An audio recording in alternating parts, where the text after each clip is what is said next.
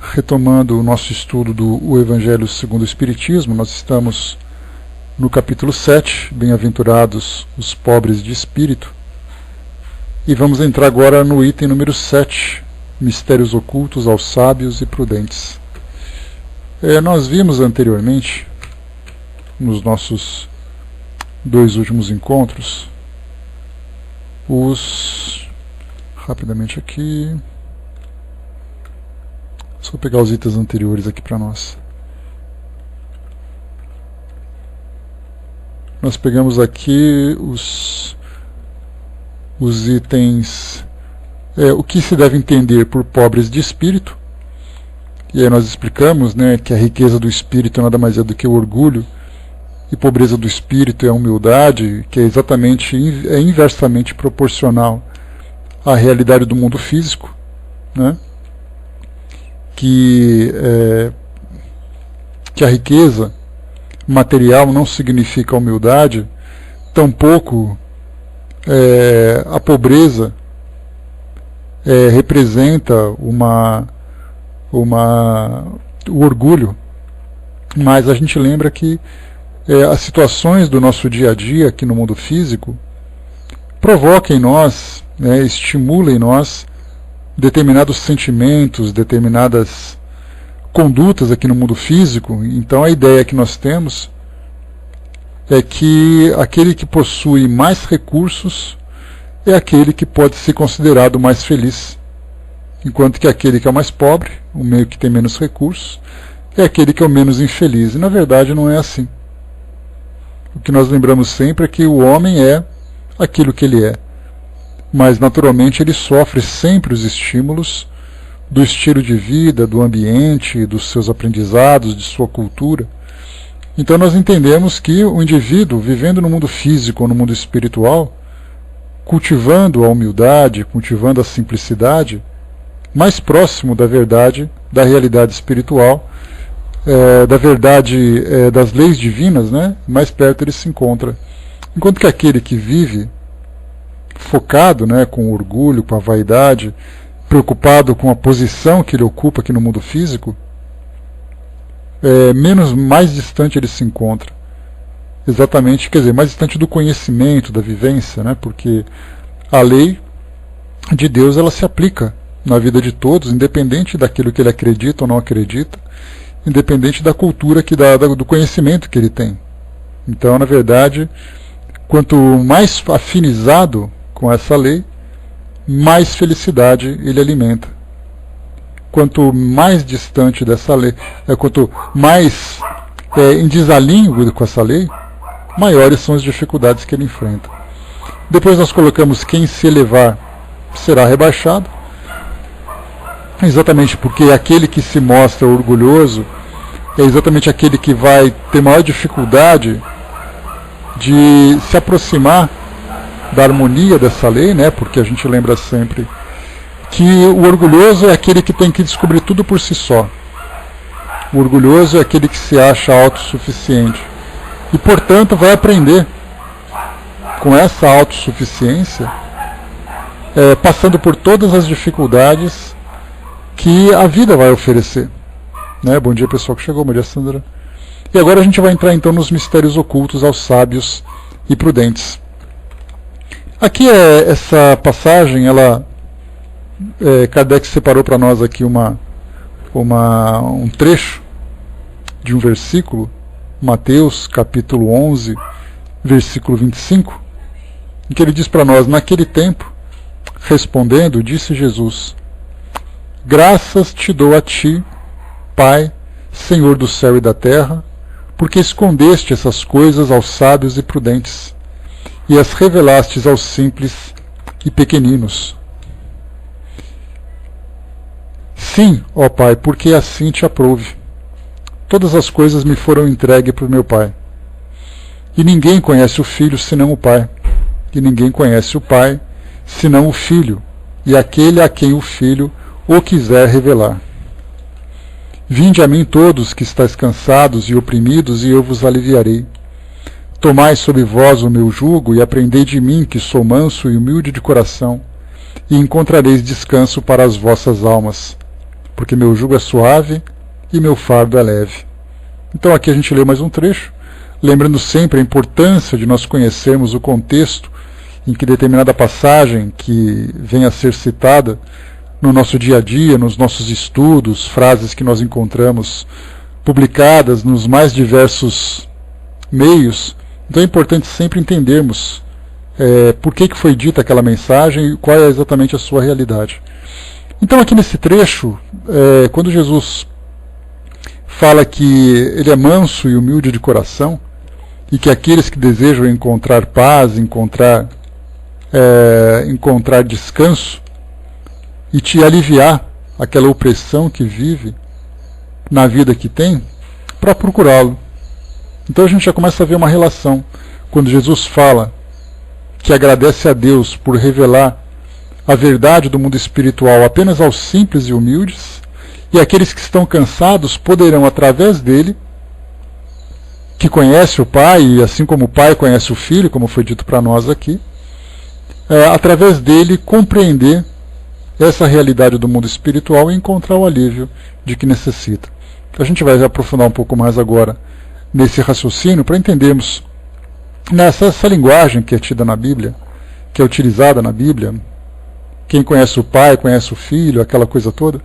Na verdade, quando se fala em Filho, fala exatamente da importância que Jesus tinha naquela época, né? Sendo um espírito como todos nós, considerando naturalmente o seu grau de elevação, era um espírito que tinha uma missão de revelar uma nova realidade para todos nós que nos encontramos encarnados. Naquela época, para aqueles que se encontravam encarnados, né, incluindo a nós mesmos, né?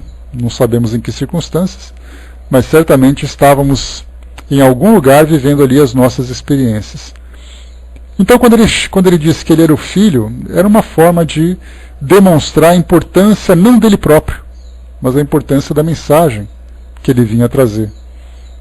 E também de conquistar aqueles corações que se encontravam oprimidos, que se encontravam escravizados, analisando, claro, o contexto histórico da época, uma região que era dominada por um império, pessoas que se encontravam numa condição de servidão, de humilhação e opressão e tudo mais. E aí então essa mensagem viria, não necessariamente de imediato, modificar a forma de governo, mas a grande importância que tinha era modificar as pessoas. Porque nós lembramos sempre, e isso é uma realidade que nós vivemos hoje e continuaremos vivendo durante muito tempo, jamais conseguiremos mudar o mundo se nós não mudarmos os habitantes desse mundo. Até mesmo esse contexto que nós vivemos hoje, um mundo de provas e expiações, sendo promovido, sendo elevado para o mundo de regeneração, lembramos que não é o mundo que vai se tornar melhor, mas a forma das pessoas viverem que vai fazer com que elas se tornem melhores, que tenham condições melhores. Então, modificando as pessoas, modifica-se o ambiente. Modificando, então, os habitantes do nosso planeta, nós modificaremos as características morais do nosso planeta. Então, naquela época era a mesma coisa. Jesus, então, em vez de atacar o império, ele modificava as pessoas, o propósito da sua mensagem.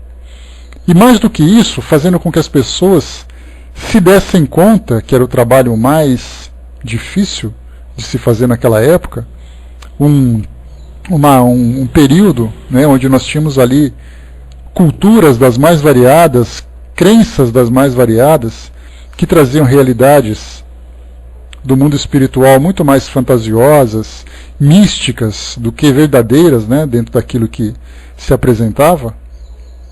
E aí então o trabalho de Jesus era primeiro quebrar essa barreira das crenças que existiam. Nos judeus, por exemplo, uma crença voltada para uma ideia de um Deus severo, um Deus punitivo, que as pessoas não amavam a Deus, as pessoas temiam a Deus. Então o trabalho de Jesus, quando se deparou com aquelas orientações que haviam sido trazidas, no passado, quando Moisés falava que Deus punia, Jesus começou então a chamar a Deus de Pai. Então já começou a mudar a figura de Deus na mente daquelas pessoas. Depois começou a trazer uma ideia diferente, falando sobre igualdade, falando sobre liberdade, falando sobre humildade. Então a gente fica se perguntando por que Jesus então não falava direto ao imperador romano, não falava direto à cúpula romana, para modificar as características daquele ambiente. Porque não é assim que se transforma. Primeiro modifica a mente das massas, para depois, então na verdade a mudança começa da base até o topo. Não é do topo até a base. Então a gente pode perceber que o trabalho que Jesus realizou foi exatamente junto a essa base, junto a essa massa, daqueles que eram oprimidos, não daqueles que eram os opressores. Então não se muda a mente de um ditador, muda-se na verdade a mente daqueles que sofrem a ditadura para tirarem aquele ditador do comando. Então a mesma coisa acontece hoje em todos os países. Os governos vão se modificando, não porque os governantes recebem a luz, mas porque a população elege aqueles governantes que são os ideais. Daí então a importância do esclarecimento, a importância da modificação de valores. Foi esse o trabalho que Jesus fez. Então daí a gente começa já a ver um sentido naquilo que é apresentado para nós nesse capítulo. Mistérios ocultos aos sábios e prudentes. Sábios e prudentes. Por que esses mistérios ocultos, ou seja, essas realidades do mundo espiritual, não foram apresentadas a esses que se consideravam sábios? Exatamente porque eles já tinham as suas crenças. Já se achavam donos da verdade. E Jesus, a gente lembra sempre, ele sofreu uma resistência muito grande por parte desses sábios, que eram aqueles que poderiam ser considerados sábios políticos, sábios que detinham poder, sábios que detinham conhecimentos espirituais, como era no caso os doutores da lei daquela época. Então Jesus, quando chegou com toda a sua simplicidade, com todo o seu histórico, filho daquelas pessoas que eram pessoas comuns, pessoas que não eram pobres, mas eram pessoas que tinham que lutar para sobreviver. E aí então ele aparecia dizendo, enfrentando aqueles homens, dizendo: eu venho trazer uma nova verdade. Ou então até mesmo ele, quando ele disse que ele era rei, naquela passagem que ele foi apresentado, acho que no Sinédrio, em que ele foi confrontado, dizendo: cadê seu reino? Então a gente pode ver que ele não recebia o respeito pela sua posição social por aqueles que já tinham poder. Na verdade, o respeito que ele tinha com as pessoas era exatamente o respeito moral. Era a autoridade moral que ele tinha conquistado. Mas para aqueles que detinham poder, ele não representava nada, pelo contrário. Ele acabou se tornando até um problema. Porque quando ele começou a mexer com as massas, os governantes começaram a enfrentar dificuldades para exatamente dominá-las, como acontecia anteriormente. Mas então a gente está falando do exercício do poder. Aquele poder que corrompe, aquele poder que cega. Bom dia, pessoal. Aquele poder que corrompe e o poder que cega. E esses que já possuem a sua posição, já se estabeleceram naquela posição, não necessitam de nenhum tipo de revelação, porque afinal de contas, primeiro que não vão aceitar, porque precisarão mudar o seu modo de viver, precisarão abrir mão daquilo que já conquistaram. Então, simplesmente, embora os ensinamentos estivessem presentes diante de todos, simplesmente não aceitavam. E aqui a gente vai entrar em uns detalhes interessantes no que diz respeito, por exemplo, àquilo que a doutrina espírita faz hoje. Os conhecimentos, os livros, as palestras, as oportunidades estão aí para todos. Por que muitos daqueles não procuram? E eu não falo daqueles que já têm a sua crença. Não falo daqueles que se consideram religiosos. Nós falamos daqueles que são homens de poder aqui no nosso mundo. Poder de todas as formas. Nós conversamos no nosso primeiro encontro sobre esse capítulo, quando eu trouxe para vocês aqueles 5 pontos importantes, que nós temos que analisar, aqueles pontos que corrompem os valores do homem, que a gente tinha lembrado, que era a riqueza, era o poder, a beleza, o intelecto e a fama. São 5 grandes chagas que acabam atingindo o caráter humano. E aí, então, para aqueles que se estabilizaram ou que se estabeleceram num desses pontos, ou em vários pontos juntos, são pessoas que não se importam em abrir mão daquilo que conquistaram, já que a sensação de poder que desenvolveram aqui no mundo é algo prazeroso, é algo que provoca o conforto, que traz aquele bem-estar. E realmente traz. Só que, na verdade, acaba modificando completamente os valores daquelas pessoas, né? Inclusive nós mesmos, que embora podemos não ter nenhum desses pontos no seu grau mais elevado, nós temos ali o nosso pequeno grau. Ou porque tem um pouquinho de dinheiro a mais, ou porque tem ali uma certa beleza que influencia, ou porque é um pouco mais inteligente, ou porque é um pouco mais conhecido, e assim vai. Mas vamos lá então desenvolver aqui o nosso raciocínio junto com Kardec. Então ele trouxe para nós exatamente esse versículo 25. Naquele tempo, respondendo, disse Jesus: graças te dou a ti, Pai, Senhor do céu e da terra, porque escondeste essas coisas aos sábios e prudentes, e as revelaste aos simples e pequeninos. Então, sábios e prudentes são aqueles exatamente que detinham conhecimento, detinham poder, e os simples e pequeninos eram aqueles pessoas comuns, pessoas simples. Então vamos lá, Kardec diz o seguinte: pode parecer estranho que Jesus renda graças a Deus por haver revelado essas coisas aos simples e pequeninos, que são os pobres de espírito, ocultando-as aos sábios e prudentes, mais aptos aparentemente a compreendê-las.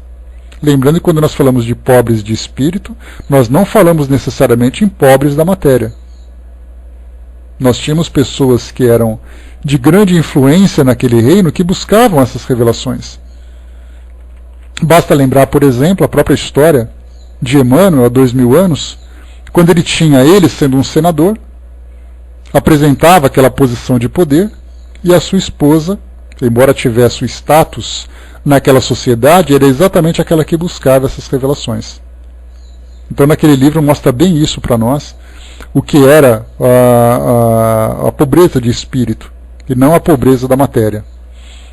E continua: é que precisamos entender que pelos primeiros os humildes, os que se humilham diante de Deus e não se consideram superiores aos outros, e pelos segundos, os orgulhosos, envaidecidos com o seu saber mundano, que se julgam prudentes, pois que eles negam a Deus, tratando-o de igual para igual, quando não o rejeitam. Isso porque, na antiguidade, sábio era sinônimo de sabichão. Assim Deus lhes deixa a busca dos segredos da terra e revela aos do céu, aos humildes que se inclinam perante ele. Então o que nós temos aqui, quando nós falamos sobre esses segredos da terra, fala exatamente sobre essa nossa realidade. Quando nós conhecemos o nosso destino, a nossa origem, o porquê da nossa vivência aqui no mundo físico, quando nós sabemos por antecipação e nós respeitamos essa realidade, as nossas atitudes vão se modificando. Elas vão se transformando gradualmente para que a gente entre, como eu disse para vocês no início, em afinidade com ela. O que significa essa afinidade? Significa que se por acaso eu tenho uma estrada que me leva numa determinada direção, e essa estrada me indica as faixas que eu posso ou não ultrapassar, se tem acostamento, se tem proteção nas laterais, se tem a velocidade máxima, enfim, todas aquelas sinalizações para fazer com que essa viagem seja segura. Se eu sigo essas recomendações, significa que eu terei uma viagem tranquila. Mas se por acaso eu desejo me aventurar e começar a fazer estripulias e desvios nesse caminho, certamente eu me colocarei em risco. Dentro do campo moral, eu me colocarei em risco. E as pessoas que seguem essas regras terão uma viagem tranquila e chegarão ao seu destino. Dentro do nosso mundo moral, é a mesma coisa. Essas regras vão se apresentando. Mas para isso, inicialmente a gente lembra sempre, quando Jesus comenta que esses mistérios foram revelados apenas para uns e não para outros, dá a impressão de que Ele formava grupinhos secretos e falava só algumas coisas para eles e não falava para mais ninguém. Naquela época, poderia ser assim. Já que havia muita perseguição, dava a impressão de que Jesus, quando ele passava, ele era um popstar, como o Papa hoje. O Papa vai para um lugar, junta 6 milhões de pessoas. Naquela época, Jesus, quando passava pelas cidades, ia meia dúzia de gato pingado. Naquelas comunidades que já começavam a compreender um pouco mais do cristianismo, da mensagem que ele passava, já que não havia ainda cristianismo, né? Então, porque a ideia de Jesus com o cristianismo é exatamente a mesma do que aconteceu com a doutrina espírita. Os espíritos que elaboraram a doutrina espírita não eram espíritas. Eram espíritos que tinham conhecimento mais elevado. E Jesus, quando levava a sua mensagem, não havia cristianismo. Ele simplesmente levava a sua mensagem. E essa mensagem, quando começou a ser organizada, codificada, ela acabou, por formação e elaboração dos próprios homens, transformando-se em cristianismo. Buda foi a mesma coisa. Ele levou essa mensagem falando sobre essa realidade do mundo espiritual, dos seus valores, e depois juntaram todos esses ensinamentos e disseram que isso era o budismo. Isso aconteceu também com o islamismo, quando Maomé não disse assim, eu vim formar uma nova religião. Na verdade, ele começou a falar para as pessoas de uma forma diferente. E depois disseram que todos aqueles ensinamentos constituíam, então, o islamismo. E aí, então, a mesma coisa aconteceu com Jesus. Então, ele falava para aquelas pessoas de uma forma que não era tão popular assim como se imagina. Muitas vezes ele chegava numa cidade, as pessoas perguntavam, quem é esse que está chegando? Aí passava, parava, ouvia um pouquinho, se interessava, ninguém fazia publicidade antes. Olha, aguardem na praça pública que Jesus está chegando. Não era assim que acontecia. Aí uns olhavam, torciam o nariz, tinha mais o que fazer, ou estava passando com o seu jeguinho ali, carregando alguma coisa, ouvia 5 minutos e ia embora. A gente tem que mentalizar uma realidade diferente do que a gente imagina hoje, como se o mundo estivesse preparado para a chegada de Jesus. E o mundo não estava preparado para isso. Na verdade, Jesus veio exatamente para mudar essa visão do mundo. Então muitas pessoas ouviam essa mensagem, se interessavam, de repente sabia, ou alguém ouviu falar que ele apareceria num outro lugar, ele falou, quero continuar ouvindo isso, e aí começaram então a se sensibilizar com essa novidade. Daí então, quando se falava sobre os segredos da Terra, como nós vemos aqui, esses mistérios ocultos, a esses prudentes, a esses sábios, Jesus então ele falava para pequenas comunidades. Alguns grupos ficavam secretos porque eram perseguidos. Vide a história de Paulo de Tarso, que ele tinha aquelas comunidades secretas, depois eles foram perseguidos, começaram a ser exterminados, mas isso foi após a chegada de Jesus, né, depois, né, da desencarnação de Jesus. Enquanto isso, outros começavam a se manifestar de uma forma mais contundente e eram perseguidos mesmo na época de Jesus, mas era um grupo menor. Mas o que a gente lembra, comparando com a atualidade, é que hoje não existem segredos, não existem mistérios ocultos. As pessoas se interessam ou não por essa novidade e acabam se modificando. Hoje nós temos aí uma leva enorme de religiões, cada uma apresentando uma proposta.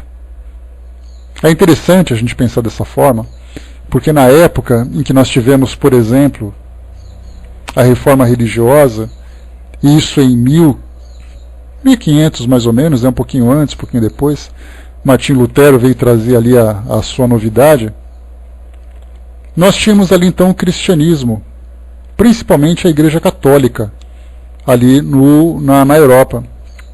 Depois dessa reforma religiosa, nós tivemos então a religião luterana, que era a primeira igreja evangélica surgida no nosso planeta. Nós tivemos a igreja anglicana, que foi por outra situação, formada na Inglaterra, e depois nós tivemos uma terceira, que era a igreja calvinista, que também viria a se tornar uma igreja evangélica. Hoje as igrejas presbiterianas são derivadas da igreja calvinista. Outras igrejas evangélicas vieram da igreja luterana.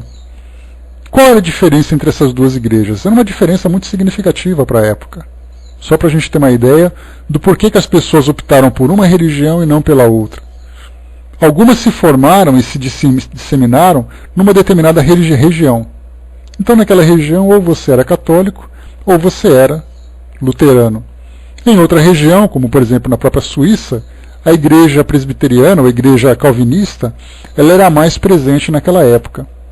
Mas então as pessoas acabavam optando porque era o que tinha naquela região, e claro, assumindo os riscos. Pessoas que saíam do catolicismo e iam depois para alguma dessas igrejas sofriam sanções, não era uma coisa natural. Eram perseguidas, a Inquisição foi retomada naquela época, né, era chamada de Contra-Reforma da Igreja Católica, e começou a trazer uma série de elementos que forçavam as pessoas a se esconderem, com medo de punições, inclusive a própria morte. Então, mas o que fazia as pessoas escolherem, optarem por essas religiões? Por exemplo, a religião calvinista, de João Calvino, que foi o fundador dela, tinha um ponto fundamental, que chamava predestinação. Essa predestinação dizia que todo homem que nascia numa determinada condição social, ele já estava predeterminado a viver assim. Enquanto que na religião luterana, falava então que o homem construía o seu próprio destino. E então ele deveria também compartilhar aquilo que ele tinha para ajudar na melhoria do mundo. A gente pergunta, mas qual a diferença disso exatamente? Muitos nobres que possuíam grandes propriedades, eram homens muito ricos, se por acaso eles optassem, por exemplo, pela religião luterana, eles teriam que ter esse peso na consciência de terem conquistado a riqueza e de terem também que dividir com os pobres. Então faria com que eles perdessem parte do seu patrimônio em prol, né, dessa caridade que eles eram moralmente obrigados a fazer. Já a religião calvinista, falando sobre essa predestinação, ou seja, um pré-destino, o destino dele já estava escrito quando ele nasceu. Se você era rico, era porque Deus disse que você deveria viver com riqueza. E você não precisava assumir nenhuma culpa por isso. E se você era pobre porque você era pobre e pronto. Então era uma opção que você fazia. Então se eu fosse rico, eu não tinha nenhuma preocupação em ter que abrir mão da minha riqueza. Você é pobre porque você é pobre. Deus quis que você fosse pobre. Então a gente vê que as pessoas começavam a escolher a conveniência de cada religião, que é mais ou menos o que acontece hoje. Aqui no Brasil, por exemplo, nós temos uma liberdade religiosa muito grande, apesar de algumas resistências, apesar de algumas rixas que existem entre as religiões na atualidade, mas nós temos liberdade de migrar para as religiões de acordo com a nossa intenção. Então, na verdade, as religiões oferecem para nós hoje muito mais do que verdades sobre o mundo espiritual. Elas oferecem para nós a conveniência da forma como eu me relaciono com Deus.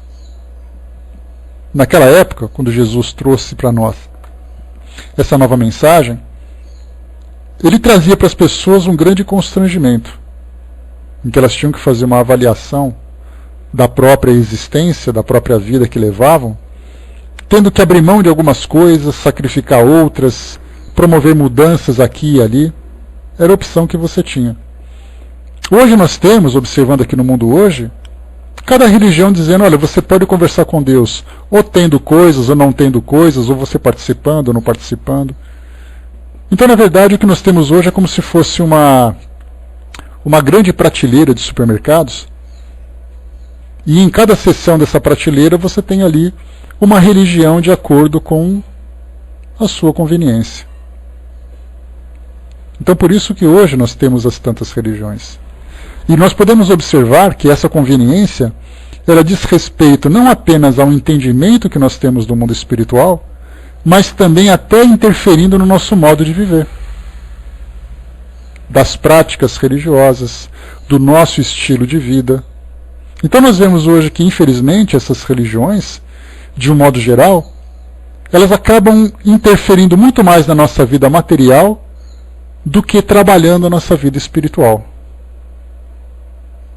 Porque todas elas falam praticamente uma mesma mensagem, principalmente essas sustentadas pelas ideias cristãs, falam praticamente a mesma coisa, sem nenhuma revelação a mais, sem algo mais, cada uma interpretando a seu modo, é uma interpretação à moda da casa. E o mundo espiritual, então, acaba ficando relegado a essas fantasias, a essas interpretações. Então, por isso que nós falamos aqui, que nesse caso, as mensagens vão chegando às pessoas, não porque Deus necessariamente escolhe a quem vai revelar, como Jesus coloca aqui para nós naquela época.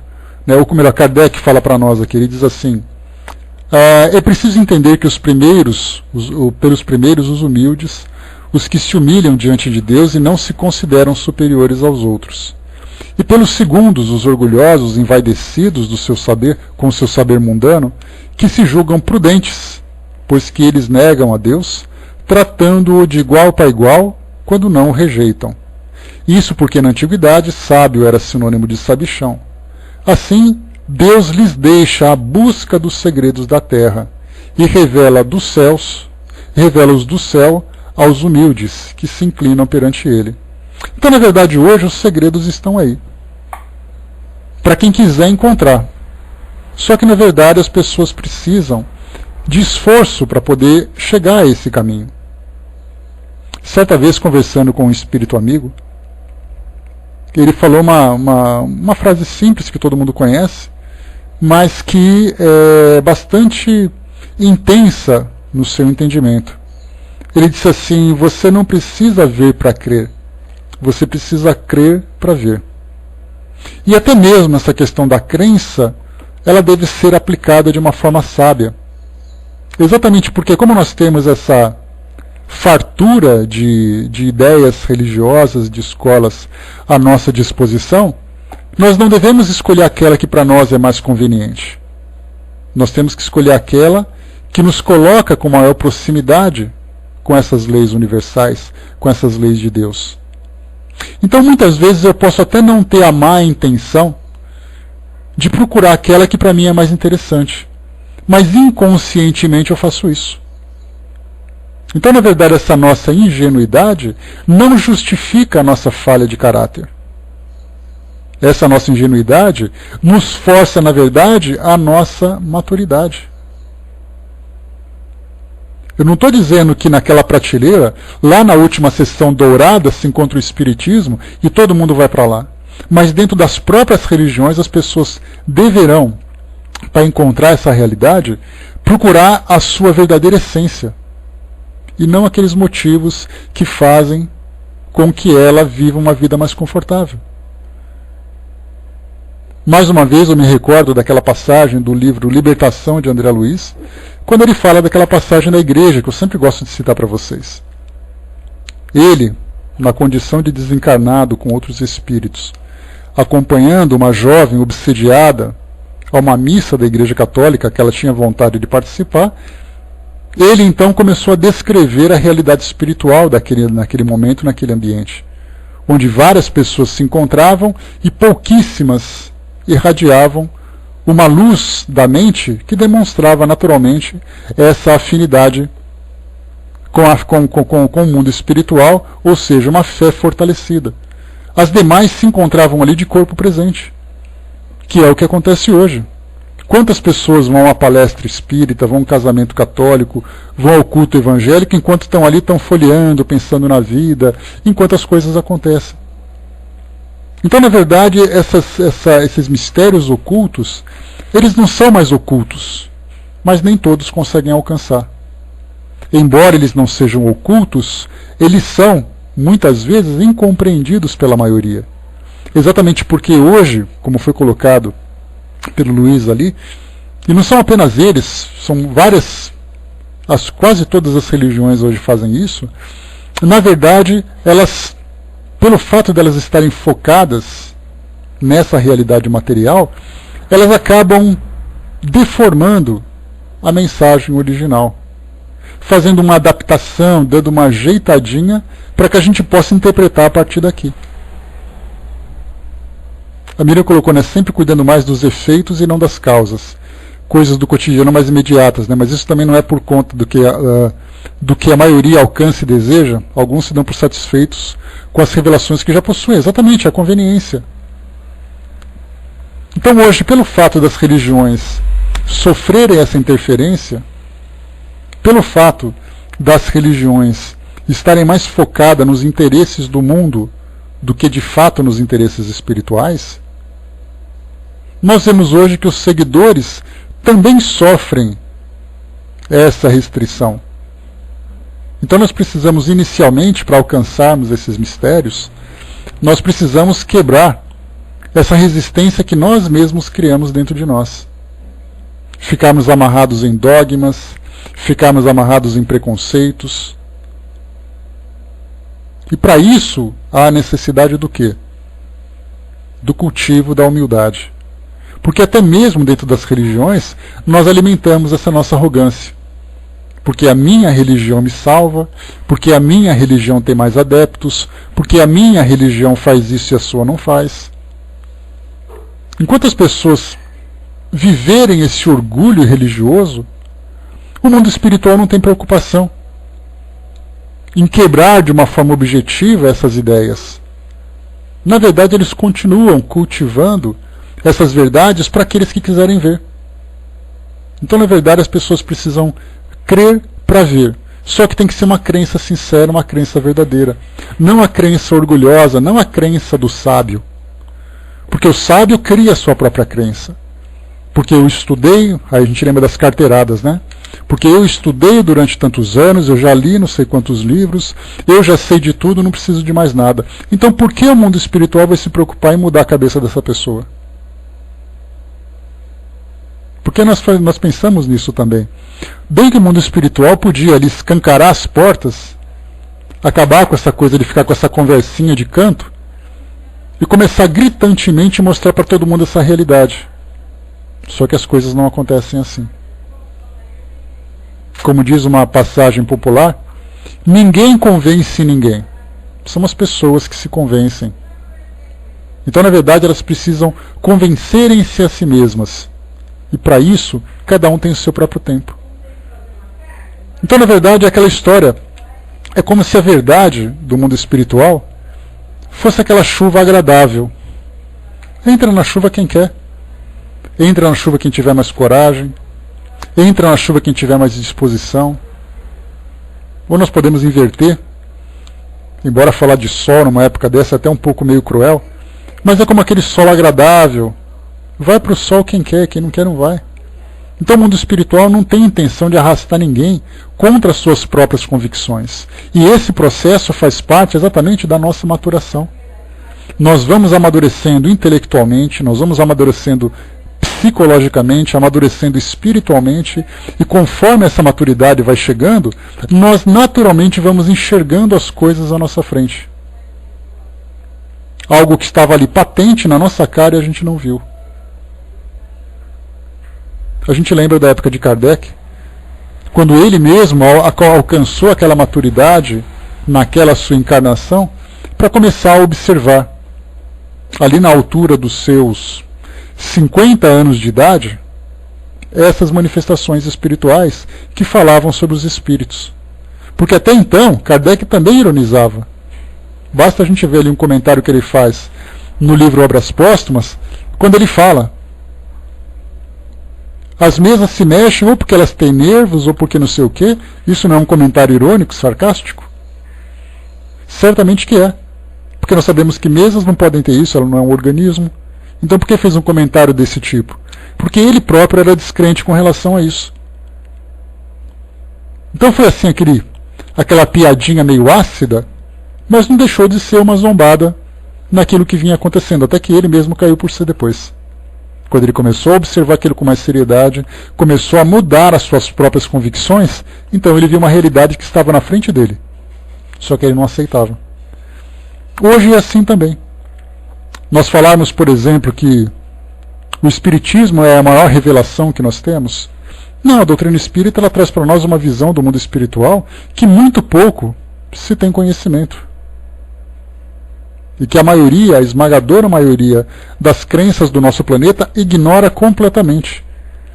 E quando se aproxima para combater, não para poder se esclarecer. Então vai chegar um momento em que as próprias pessoas, buscando essa realidade do mundo espiritual, e muitas pessoas passaram por essa experiência, Naturalmente para aquelas que para aquelas que tinham merecimento para isso. Pessoas que eram incrédulas, pessoas que eram céticas, de repente passaram por uma experiência que tiveram contato com o mundo espiritual. A perda de um ente querido, qualquer experiência que as aproximasse disso tudo. Hoje nós vemos, muito interessante, fala professor, muito interessante nós vemos assim esses depoimentos, principalmente quando se trata de perda de entes queridos. Nós temos aí vários livros publicados, documentários que foram produzidos, etc. E aí então as pessoas dizem assim, olha, eu nunca acreditei, mas aí então meu filho desencarnou, e aí então eu tive desesperadamente vontade de procurar um lugar que pudesse me comunicar com ele. E aí então o filho se comunicou. Aí essa pessoa começou a acreditar na vida após a morte. Mas um detalhe importante, a única vida após a morte que interessava para ela era a vida do filho. Não a realidade do mundo espiritual, nem mesmo a sua própria realidade. A sua visão era tão limitada por aquele sofrimento e pelas suas crenças anteriores, que o mundo espiritual não se tornou diferente a partir dali. A única coisa que ela acreditava era que o filho continuava vivo. Não que existissem no mundo espiritual outras bilhões de almas passando por processo de regeneração moral, encarnando e desencarnando, causa e efeito, leis que falam sobre fluidos, nada disso interessa. O que interessa é quando o filho vem e diz, oi mamãe. Quando ela começa a amadurecer, e ela começa então a extrapolar esses seus próprios limites, ela começa a ver leis diferentes. E todos nós passamos por isso. No início, eu me recordo, quando eu comecei a me aproximar da doutrina, quebrando aquela barreira do medo que eu tinha, comecei então a ler livros sobre psicografia. A mola propulsora que me movia para esse objetivo era a curiosidade de ler cartas psicografadas. Não me interessava se eu era espírito, se tinha espírito por perto, eu queria só ler comunicações. Aí o tempo vai passando, a gente começa a analisar um pouco mais, começa a questionar, e de repente você começa a perceber uma nova verdade. Não porque ela se revelou, porque ela sempre esteve ali na minha frente. É porque eu comecei a percebê-la. É como se eu olhasse para cima e o sol estivesse ali na minha cara e eu não visse o sol, porque eu estava preocupado com um passarinho que estava no fio da rua. Mas atrás do passarinho tinha um sol. Depois de um tempo eu comecei a notar o sol. Então a gente vê que nós vamos amadurecendo para perceber aquilo que é uma realidade para todos nós. Então se antes Jesus levava essa mensagem às pessoas de uma forma mais restrita, um passarinho muito bonito, viu, Sandra, também. Então se Jesus falava de um modo mais restrito, pelas circunstâncias que havia naquela época, de perseguição, de resistência, de pessoas que sofriam, hoje nós não temos mistérios. Hoje a verdade se encontra presente para todos. Há aqueles que procuram obscurecer essa verdade, destruir essa verdade, desvirtuar essa verdade, mas ela se encontra presente. Basta que nós tenhamos aquele olhos de ver e ouvidos de ouvir. Vamos em frente aqui com esse nosso texto. O mesmo, Kardec falava sobre Jesus naquela época, item número 9, aqui do capítulo 7. O mesmo acontece hoje com as grandes verdades reveladas pelo Espiritismo. Certos incrédulos se admiram de que os espíritos se esforcem tão pouco para convencer. É que eles se ocupam dos que buscam a luz com boa fé e humildade. De preferência aos que julgam possuir toda a luz e parecem pensar que Deus deveria ficar muito feliz de os conduzir a Ele, provando-lhes a sua existência. Então até aqui o que Kardec fala é que os espíritos deveriam ser mais intensos na sua divulgação. E a gente fala assim, tá, mas como é que nós vamos acreditar em Deus? Não seria mais fácil se Deus, como naqueles contos do Antigo Testamento, aparecesse em forma de nuvem, aquela voz estrondosa no meio de uma tempestade, falando, eu estou aqui? Não seria mais fácil fazer isso? Porque então eu não teria dúvida que Deus existe se Deus viesse falar comigo. Eu não teria problema de acreditar no mundo espiritual se os espíritos viessem falar comigo. Mas aí a gente volta para aquela frase que eu trouxe para vocês. A gente não precisa ver para crer. A gente precisa crer para poder ver. Continuando. O poder de Deus se revela nas pequenas como nas grandes coisas. Ele não põe a luz sobre o alqueire, mas a derrama por toda a parte. Cegos são os que não a veem. Deus não quer abrir-lhes os olhos à força, pois que eles gostam de os ter fechados. Chegará a sua vez, mas antes é necessário que sigam as angústias das trevas e reconheçam Deus, e não o acaso, na mão que lhes fere o orgulho. Para vencer a incredulidade, ele emprega os meios que lhe convém, segundo os indivíduos. Aqui a gente já começa a entrar na questão do merecimento. Essa questão do merecimento significa que muitas vezes eu sou levado pela força das circunstâncias a conhecer pessoas, a viver experiências, a ter contato com situações que para mim se tornam claras. Mas esse merecimento vem do quê? Exatamente dessa barreira que nós começamos a quebrar no cultivo dessa simplicidade da humildade. Aí então eu estou pronto para ter contato. Não significa que eu tenha uma visão de imediato, mas pelo menos eu tenho merecimento para isso. Agora, se por acaso eu sou aquele indivíduo orgulhoso, sabe tudo, que faz e acontece, muitas vezes eu tenho merecimento também. Porque eu sou orgulhoso, porque é uma questão da minha personalidade. Mas isso não faz de mim uma pessoa ruim. É importante a gente lembrar isso. O humilde é aquela pessoa simples, mas não significa que ela seja caridosa. E o orgulhoso é aquela pessoa que é segura de si mesmo, das suas opiniões e da sua posição, mas não significa que ela seja uma pessoa ruim. Então, na verdade, nós temos algumas características da nossa personalidade que ou atenuam ou agravam determinadas situações.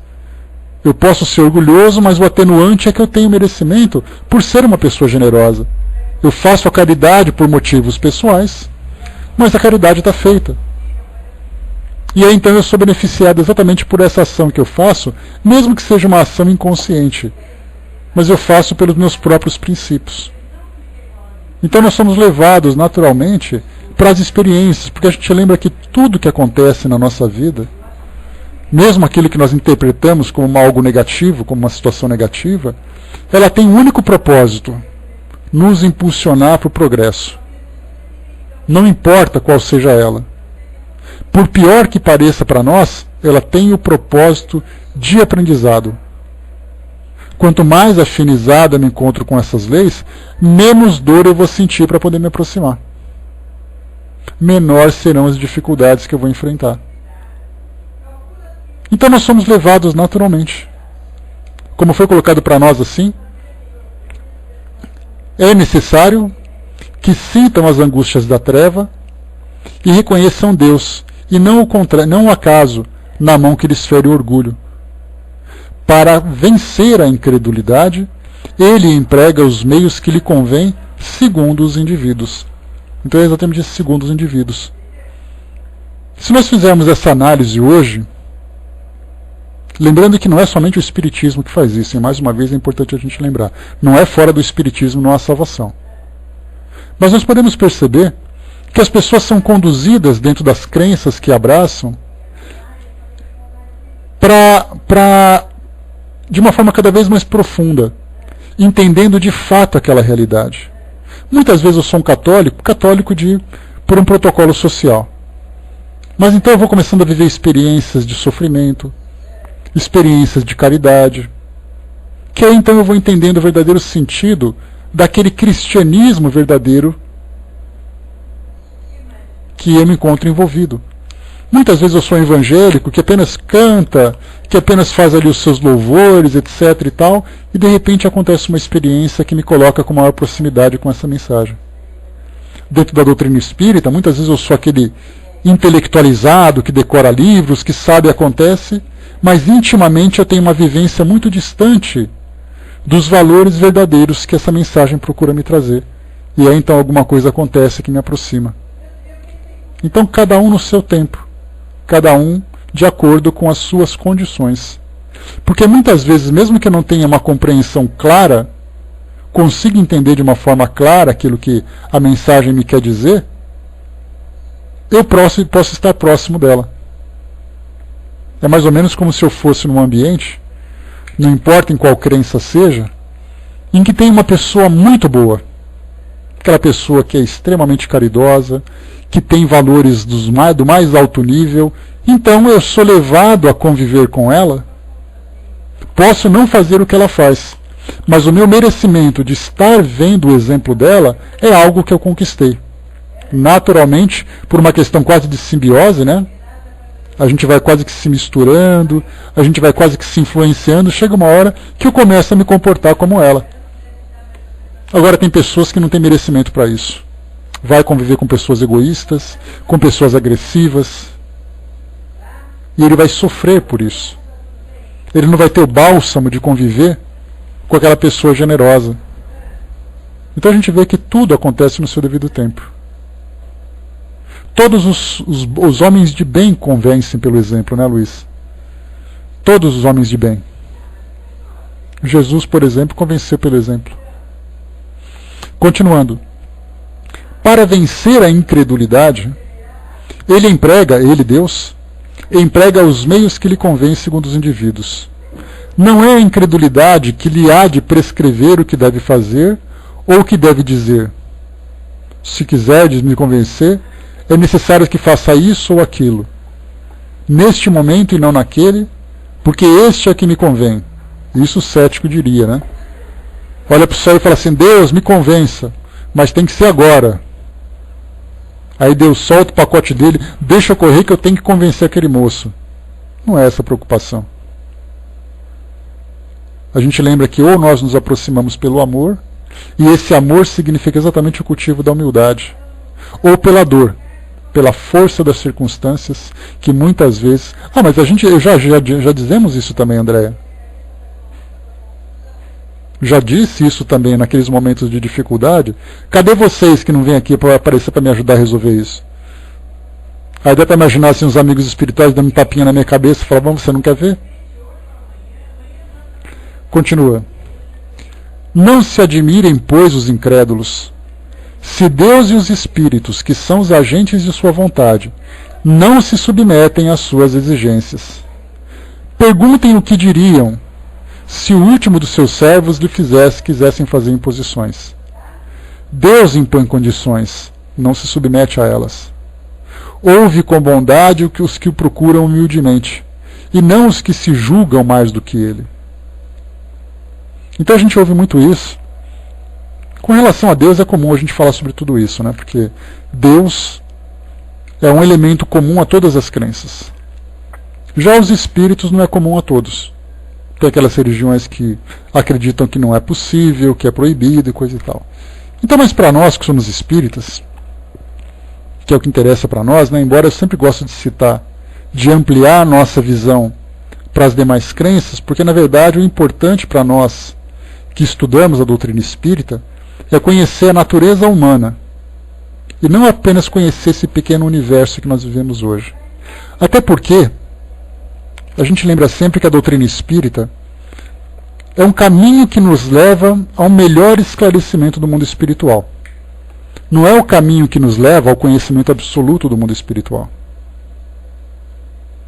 Olhando aqui à nossa volta, a gente lembra que todas as crenças trazem uma parte dessa verdade.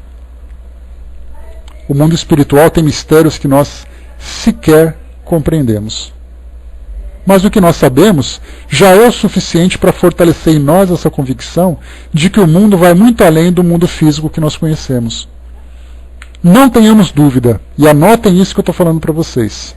Quando nós chegarmos no mundo espiritual, com esse pequeno conhecimento que a doutrina trouxe para nós vamos ficar de boca aberta com tanta coisa que existe que nós nem imaginávamos existir. Não tenham dúvida disso. Tanto é assim que nós podemos saber que os espíritos que trabalham nas mais variadas linhas filosóficas, na linha católica, na linha protestante, na linha judaica, budista, muçulmana, umbandista, candomblessista, São espíritos que usam recursos que nós nem imaginamos. Desempenham atividades, utilizam recursos que nós nem na nossa mais elevada fantasia imaginamos existir. O que nós estamos vendo agora é uma pequena trilha no meio de uma grande floresta que ocultava tudo à nossa frente.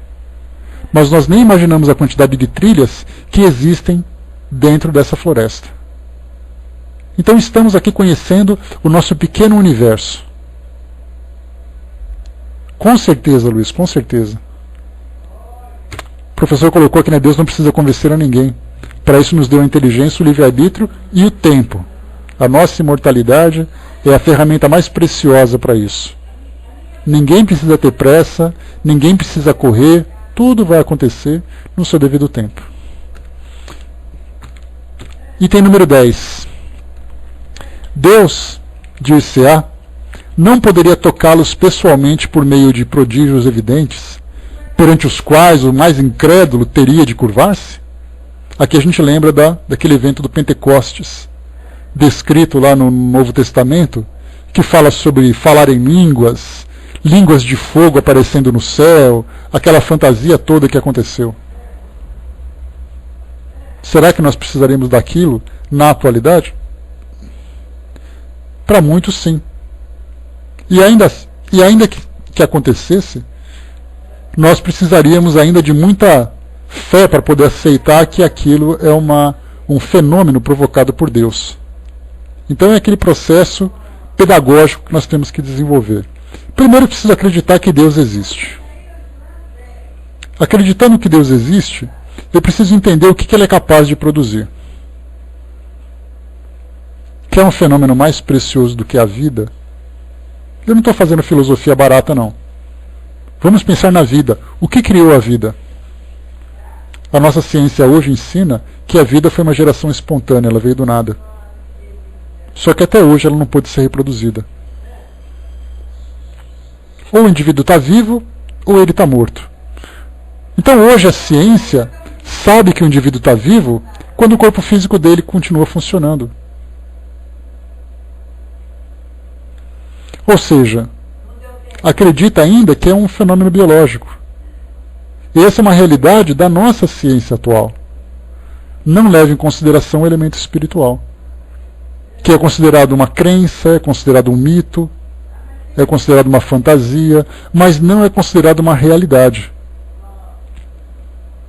Nós tivemos recentemente algumas pesquisas que eu tive a oportunidade de postar lá no nosso grupo, na nossa fanpage do Espiritismo.net, pesquisas sobre análise de psicografias. Olha só a forma como nós estamos tentando demonstrar que as psicografias são reais.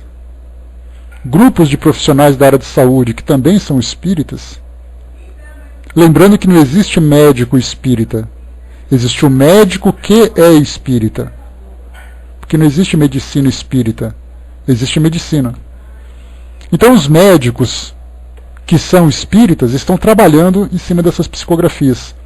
São várias psicografias que são colocadas sob análise, sobre fatos que são citados, nomes, datas, entrevistam famílias, entrevistam médiums, quais informações foram passadas, quais não foram. Então a gente vê assim, como nós estamos ainda engatinhando, ou praticamente se arrastando, nesse princípio de entender essa realidade espiritual. Não precisamos muito, não precisamos acreditar em Deus. Se nós acreditarmos que o Espírito existe, já é um passo significativo. Dali para chegar até Deus é fácil. Continuando aqui para nós. Sem dúvida que Deus poderia fazer isso. Mas nesse caso, onde estaria seu mérito? E ademais, de que serviria isso? Não os vemos diariamente recusar a evidência e até mesmo dizer ainda que o visse não acreditaria, pois sei que é impossível? Se eles se recusam a reconhecer a verdade, é porque seu espírito ainda não está maduro para compreender, nem seu coração para sentir. Então vemos a presença de Deus através da vida. Como é que uma planta nasce? é porque existe aquele princípio vital na sua semente. Mas os biólogos não se preocupam com isso. Os biólogos se preocupam com a estrutura genética da semente. A pergunta fica, por que uma pedra não floresce e uma semente floresce? A princípio são dois seres inanimados. Só que a semente, ela é animada por algo que não se explica. E mesmo sendo um biólogo, um botânico, estudando aquilo tudo, eu não levo em consideração esse princípio vital. Que é alguma coisa que eu não compreendo. Existe milagre maior do que esse? No caso da genética, por exemplo, no caso das gestações, da gravidez, por exemplo, aqueles médicos estudam o quê? A carga genética de um gameta, a carga genética do outro, a fusão dos dois, a multiplicação de células, a formação de um embrião, depois de um feto, depois vem o parto. O princípio vital, ninguém se preocupa com isso? Daí então entra exatamente naquilo que Kardec coloca para nós. Quando ele diz para nós, se eles se recusam a reconhecer a verdade, é porque seu espírito ainda não está maduro para compreender, nem seu coração para sentir. Ou seja, uma visão voltada exclusivamente para a matéria. O orgulho é a venda que lhes tapa os olhos. Que adianta apresentar a luz a um cego? Seria preciso, pois, curar primeiro a causa do mal. Eis porque, como hábil médico, ele castiga primeiramente o orgulho. Não abandona os filhos perdidos, pois sabe que cedo ou tarde seus olhos se abrirão, mas quer que o façam de vontade própria. E então, vencidos pelos tormentos da incredulidade, atirar-se-ão por si mesmo em seus braços, e como um filho pródigo, lhes pedirão perdão. É interessante, aqui a gente naturalmente cai num ponto interessante da doutrina, que é o trabalho da Associação Médico-Espírita. Porque muitos médicos que ali se afiliaram e hoje fazem um trabalho belíssimo de estudos desse princípio vital, do espírito, do corpo, da relação que existe entre eles, enfim, tudo aquilo que diz respeito a essas ideias que o Espiritismo traz para nós, muitos médicos eram absolutamente céticos. E aí, por um motivo ou outro, por curiosidade, ou por um impulso de experiências que viveram, acabaram começando a estudar esse elemento até então ignorado, não vou dizer desconhecido, ele era ignorado. Porque a ideia de espírito, a ideia de consciência extracorpórea, a ideia de que alguma coisa existe fora da matéria, todo mundo sabe. Mas todo mundo prefere deixar de lado, porque primeiro essa questão do orgulho, ela é muito forte. O médico dizer assim, olha, por exemplo, o Dr. Sérgio Felipe, aqui de São Paulo, que é um neurocientista, podemos imaginar a quantidade de críticas e de ironias e sarcasmo ele deve ter sofrido quando na Universidade Federal de São Paulo, que era a antiga Escola Paulista de Medicina, ele introduziu a cadeira de Medicina e Espiritualidade. Podemos imaginar aqueles médicos, grandes conhecedores das ciências humanas, das ciências terrenas, falarem assim, esse fulano, em vez de estudar o neurônio que é mais interessante, fica pensando em espírito. Dá para imaginar a dificuldade que foi enfrentar esses que são os mais sábios, ou sabichões, como prefere Kardec, nesse conhecimento? Sim, eles são grandes conhecedores naquilo que eles têm, mas eles não vão além, exatamente porque o orgulho diz que não vou ficar acreditando em fé, em crença. E aí nós entramos numa questão bastante interessante, que nós já comentamos aqui anteriormente, que é exatamente a resistência que existe, ou a rixa que existe entre a ciência e a religião, por questões históricas. A gente lembra que os cientistas do passado eram perseguidos, eram rechaçados, eram constrangidos das mais variadas formas, pelo fato de apresentarem um raciocínio diferente daquele que era dominante. em que tudo Deus estava presente, de fato estava, mas não da forma como era interpretado, mas que o conhecimento era uma posse, uma propriedade da igreja. Aí quando nós tivemos ali aquele período, juntamente com a reforma protestante, que eu comentei com vocês lá no final do século XV, início do século XVI, quando nós tivemos também o renascimento cultural. Os cientistas começaram a botar as asinhas para fora e começaram a reivindicar o seu direito ao conhecimento. E aí nós tivemos, né, como os grandes referências daquela época, Galileu Galilei, Nicolau Copérnico, Giordano Bruno, dentre outros. E aí então a ciência começou a brigar pelo seu próprio espaço. E a briga, embora não seja tão intensa como era naquela época, ela existe até hoje. Só que não é uma briga em que um fica brigando com o outro. É aquela briga de duas pessoas que não se falam mais. A gente conhece situações assim. Acontece na nossa vida. Alguém com quem nós tivemos uma desavença, uma discussão, um virou a cara por outro e acabou assim. Só que nessa situação, a cara virou para o outro, essa virada de cara dura séculos. Então hoje a ciência não explora essas questões espirituais, porque as questões espirituais fazem parte, são propriedades das religiões tradicionais. Só que na verdade não são. Nós fomos condicionados a isso. Nós aprendemos que se você fala de espírito, já pergunta qual é a sua religião. Não importa qual é a minha religião. O que importa é que o espírito existe. Não são as religiões que vão me dizer como é que ele é. Até porque as religiões não têm capacidade de fazer isso. Para elas entenderem o que é o espírito, elas precisam da ciência. Uma ciência aberta a essa realidade e uma religião que abra a mão daquilo que ela considera uma posse. Então falarmos de Deus, falarmos de espírito, falarmos de vida no mundo espiritual, não é elemento religioso. É uma realidade do nosso mundo. Faz parte de uma lei natural, tanto quanto a lei da gravidade. Então nós precisamos nos descondicionar, precisamos formatar a nossa mente e zerar. E entender que existem estrelas, que existem plantas, que existem oceanos e que existem espíritos no mesmo patamar. Aí sim o espírito será um elemento estudado pela nossa ciência. Então temos que entender isso.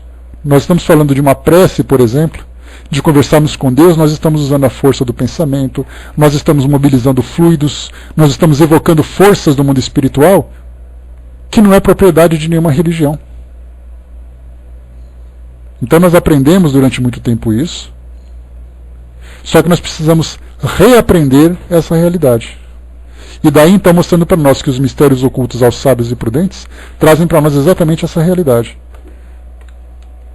Em que nós temos que ver essas verdades com os nossos próprios olhos.